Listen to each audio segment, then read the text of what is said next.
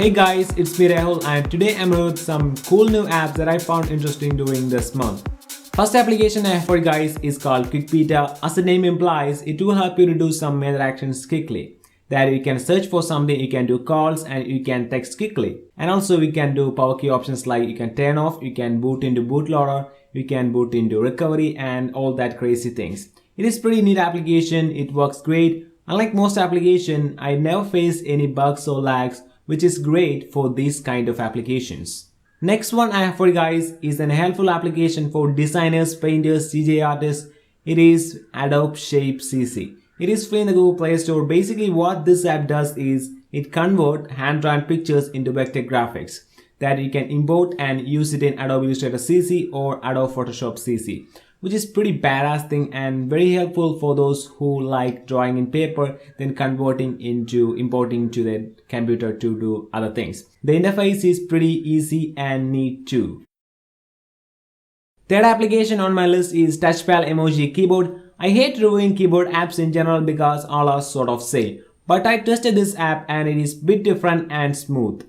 You are now looking at a great keyboard with a lot of features. You can set different themes just like I did, and you have that flow typing feature too, along with a full collection of emojis. You can open emoji collection by selecting that emoji icon on the right side. Here you have all sorts of emojis ranging from small smile emoji to emoji arts. It is definitely the best for those who use a lot of emojis.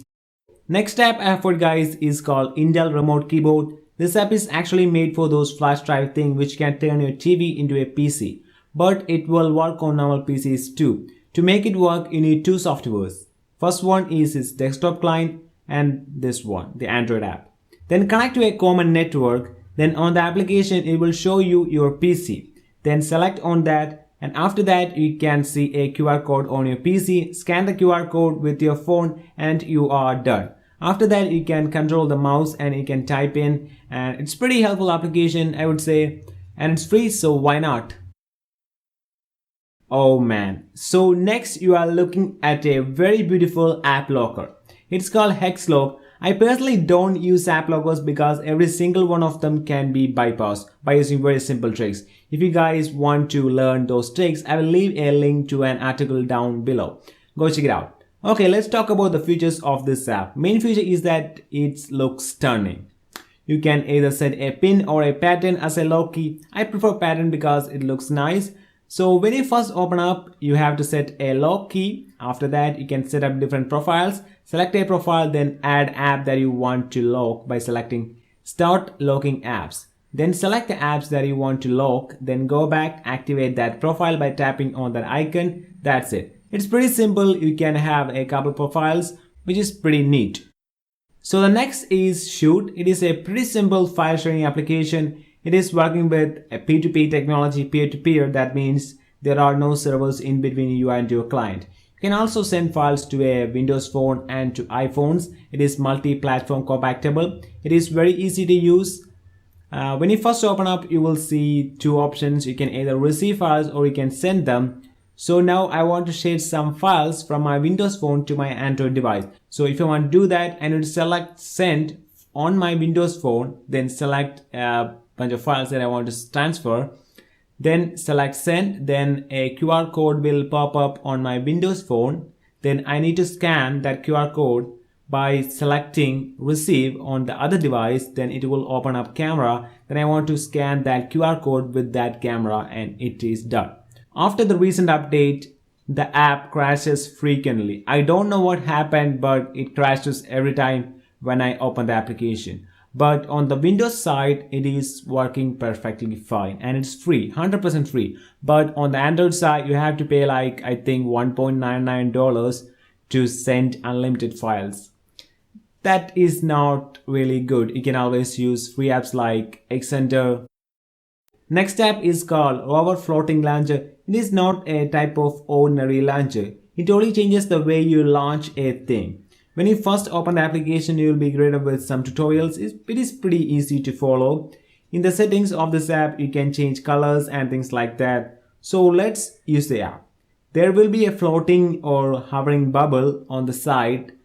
Click on that, there you have it, Hover Launcher. You can see a couple of preset actions here. like open File Manager, open Google Play Store, search, etc. You can always add one by selecting the plus icon on the top, then select what you want to add. In this case, I want to add an app, so I select that app. Then after that, you can change the color, the icon, and then select add, and here we go. Next time you click on the Have a Launcher, you can see your newly added action at the top.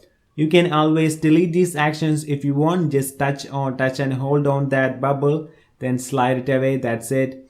It's pretty good helpful application, but I noticed a slight lag in my device while using this app. But other than that, this app is pretty solid. Next one is called Dash Radio. With this application, you can hear live radio stations. There are over 50 radio stations that you can choose from. You can hear to music for absolutely free, and it is great. Nice audio quality, and it works perfect. The interface is kind of like iOS, which is looking pretty simple. Next one is actually a clock widget. It's called Foam Clock Widget. It is actually a copy of Foam Watch Face for Android Wear. It is clean. The animations are really cool. You can change the colors, or you can set it to use pick colors from your wallpaper. It looks dope. There isn't much, but there are some issues anyway with this app, but you won't notice it.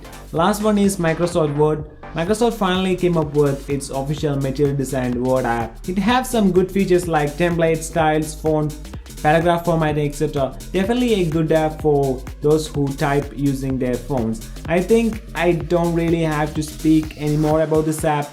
You guys all know what it does. So that's pretty much it, guys. Hope you guys are loving this series so far. Hope you guys are doing well, and I'll see you guys in my next video. Goodbye.